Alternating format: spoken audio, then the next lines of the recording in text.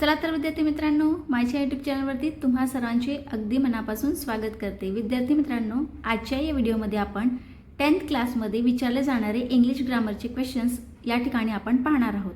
तर बघा, या ठिकाणी जे टॉपिक्स तुम्हाला दिसत आहेत ते अतिशय इझी टॉपिक्स आहेत आणि ह्यापैकी कोणताही टॉपिक जर तुम्हाला इंग्लिशच्या 10th बोर्डमध्ये विचारला गेला तर तुम्हाला ते इझिली सॉल्व्ह करता येईल, म्हणूनच हा व्हिडिओ तुमच्यासाठी स्पेशल बनवलेला आहे। तर विद्यार्थी मित्रांनो, पहिला जो या ठिकाणी टॉपिक आहे, पहिला ग्रामर आहे ॲड क्वेश्चन टॅग, त्यानंतर infinitive, WH questions, make it exclamatory as well as not only but also आणि नो सूनर देन। तर हे असे इझी टॉपिक आहेत जे तुम्हाला बोर्डामध्ये जर विचारले तर तुम्हाला ते इझिली सॉल्व्ह करता येणार आहेत आणि तुम्हाला इंग्लिश ग्रामरचे जेवढे पण मार्क्स आहेत तेवढे सगळे फिक्स या ठिकाणी तुम्हाला भेटणार आहेत। तर चला व्हिडिओला सुरुवात करूया। तत्पूर्वी विद्यार्थी मित्रांनो, जे या चॅनलवरती नवीन असतील तर त्या सगळ्या विद्यार्थी मित्रांना एक विनंती आहे की सगळ्यांनी चॅनलला सबस्क्राईब नक्कीच करून घ्यायचं आहे, बेल आयकॉन प्रेस करून घ्यायचं आहे, जेणेकरून येणाऱ्या सगळ्या न्यू व्हिडिओजचे नोटिफिकेशन तुम्हाला या ठिकाणी भेटतील। तर चला व्हिडिओला सुरुवात करूया। तर बघा, पहिला जो टॉपिक आहे तो या ठिकाणी आज या व्हिडिओमध्ये आपण कव्हर करणार आहोत आणि त्या टॉपिकचं नाव आहे ॲड क्वेश्चन टॅग। तर बघा, सर्वात प्रथम आपण जाणून घेऊ की क्वेश्चन टॅग म्हणजे काय। तर बघा, a short question at the end of an affirmative statement separated by a comma is called a question tag. आता या ठिकाणी विद्यार्थी मित्रांनो, मराठीमध्ये मी या ठिकाणी रूल्स दिलेले आहेत, म्हणजे या ठिकाणी काही नियम तुम्हाला या ठिकाणी व्हिडिओमध्ये तुम्हाला सांगणार आहे। ते सगळे नियम तुम्ही लक्षात ठेवायचे आहेत आणि नोटबुकमध्ये लिहून घ्यायचे आहेत, जेणेकरून अभ्यास करताना तुम्हाला हे उपयोगी पडणार आहे। तर बघा, विधानार्थी वाक्याच्या शेवटी जोडलेल्या छोट्याशा प्रश्नाला क्वेश्चन टॅग असे म्हणतात। तर बघा, या क्वेश्चन टॅगसाठी काही नियम आहेत, ते लक्षात ठेवले की क्वेश्चन टॅग हा अतिशय सोपा या ठिकाणी तुम्हाला पडणार आहे। तर बघा, पहिला नियम या ठिकाणी कशा पद्धतीने आहे। तर बघा, पहिला नियम आहे होकारार्थी वाक्याचा क्वेश्चन टॅग नकारार्थी येतो। म्हणजे जर वाक्य तुम्हाला प्रश्न जर तुम्हाला होकारार्थी दिला असेल तर त्याचं क्वेश्चन टॅग करताना आपल्याला नकारार्थी उत्तर लिहावं लागणार आहे, म्हणजे होकारार्थी वाक्याचा क्वेश्चन टॅग नकारार्थी येतो। त्यानंतर दुसरा बघा, या ठिकाणी दुसरा नियम आहे नकारार्थी वाक्याचा क्वेश्चन टॅग होकारार्थी येतो। म्हणजे जर वाक्य तुम्हाला नकारार्थी दिला असेल तर त्याचा क्वेश्चन टॅग करताना उत्तर मात्र होकारार्थीमध्ये येणार आहे, म्हणजे नेगेटिव्ह आणि पॉझिटिव्ह। तर बघा, या ठिकाणी तिसरा नियम कसा आहे, नकारार्थी क्वेश्चन टॅगमध्ये सहाय्यकारी क्रियापदांची लघुरूपे वापरतात। आता नकारार्थी क्वेश्चन टॅगमध्ये सहाय्यकारी क्रियापदाची काय वापरतात, लघुरूपे वापरतात। मग आता ही लघुरूपे काय आहेत ते मी पुढे तुम्हाला या ठिकाणी सांगणार आहे। तर बघा, आपण एक एक्झाम्पल पाहून घेऊया, म्हणजे तुमच्या लक्षात येणार आहे कशा पद्धतीने आपल्याला आन्सर लिहायचे आहेत। तर बघा, पहिला एक्झाम्पल या ठिकाणी आपण घेऊया, ही इज टायर्ड। आन्सर कसं येईल, he is tired comma isn't he. आता या ठिकाणी तुम्हाला मी सांगते बघा कशा पद्धतीने आपल्याला उत्तर लिहायचं आहे। तर बघा, हे जे वाक्य आहे ते पहिले आपण सर्वात प्रथम पाहून घेऊया।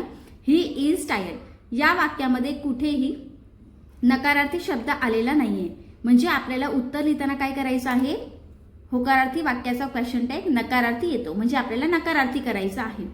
ठीक आहे विद्यार्थी मित्रांनो। तर बघा, वाक्य पहिले आपण आहे तसंच लिहून घ्यायचं।